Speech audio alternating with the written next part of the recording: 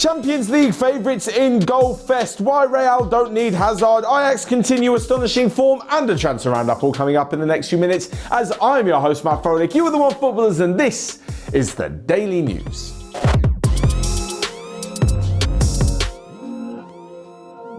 First off, and of course, we're talking about all of last night's Champions League action, and where better place to start than at the Wanda Metropolitano, where an unbelievable game saw Liverpool throw away a 2-goal lead before picking up all 3 points in the end, and there were controversial decisions galore, except for once. I actually think the referee got them all right. I think it was a red card for Antoine Griezmann. Yes, he was looking at the ball, didn't know Roberto Firmino was there, but once you make contact with someone's head with your boot, it's very difficult to not give a red card. As for the penalty for Liverpool, ridiculous from Hermoso. What's he doing? He literally looked at, was it Oxlade-Chamberlain? He just looked at him, ran into him with no intention to play the ball. It's definitely a penalty. As for the Jimenez one, that was very unlucky, I think, for Atletico. I can see why the referee didn't give it. I think it was the right decision because there wasn't enough contact. He kind of threw himself down. But I would say, and certainly in the Premier League, once those penalties are given, they're very, very rarely overturned. So the fact it was overturned, I think the right decision was reached, but Atletico feel a little bit hard done by. Anyway, as for the actual football, some astonishing football on display. Mo Salah, of course, up to his usual best. A ridiculous goal from Naby Keita, and Antoine Griezmann showing that he really is a lot more comfortable and a lot happier at Atletico Madrid. And the best thing about the result for Liverpool fans last night, well, that coupled with the fact that Porto beat AC Milan means they are now 5 points clear at the top of their Champions League group. And should they beat Atletico Madrid in the return game in a couple of weeks' time, it means they'll more than likely finish top of that group as well. But it's not just Liverpool who I think are favourites based on the fact they've got the most ridiculous front three in the world, but a couple of other favourites also had a very good night, but only just. One of them being PSG. Talking about front threes, of course, Neymar, Mbappe and Messi is up there with the best front three in the world, but Neymar wasn't on the pitch last night.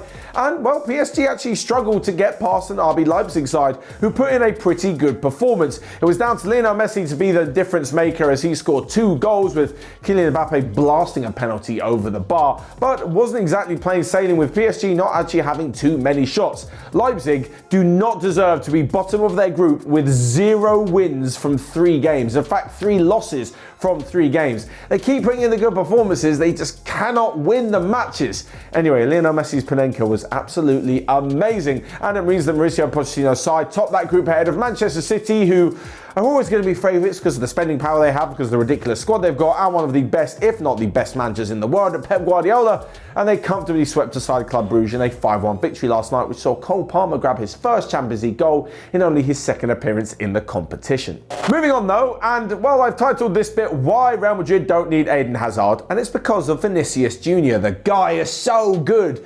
Don't get me wrong, there's been loads of players who have come over to Europe from South America, a lot of potential, they look very good in different bits, in different places in the game, they're a bit inconsistent, this, that and the other, but Vinicius Jr. is blossoming into one of the best young players in the world.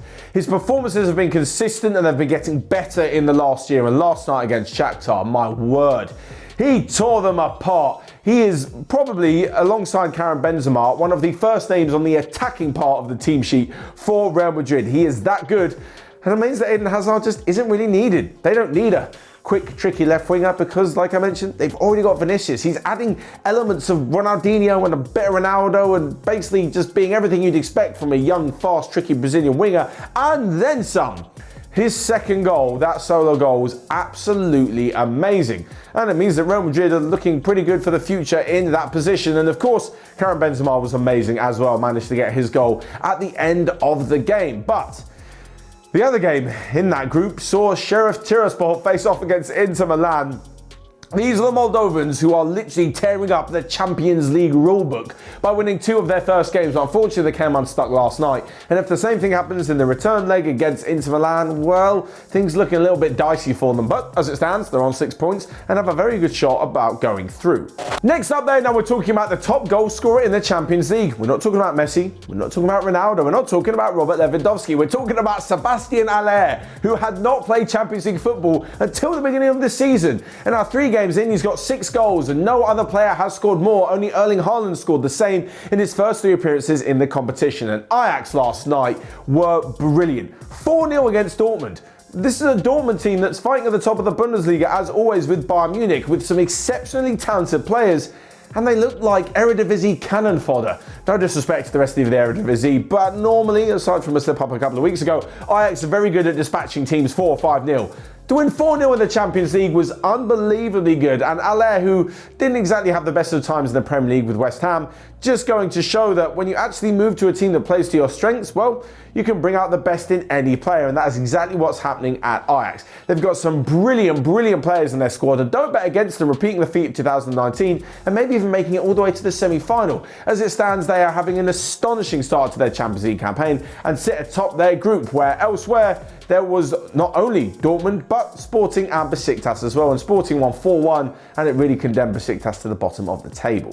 Finally then, a quick round-up of the rest of the day's transfer news that you might have missed, and Chelsea are ready to make Mason Mount one of the highest paid players at the club with a brand new contract for the Englishman. And talking of Englishmen, Kieran Trippier has said that he would love to play in the Premier League once again. Liverpool and Leipzig and Dortmund have all been told by Salzburg that to sign Karim Adeyemi they'll need to pay between 30 and 40 million, and Roma are interested in Aston Villa winger Anwar El Ghazi, who may cost around £18 million. That's all from me then. Make sure you stick around for loads more OneFootball content.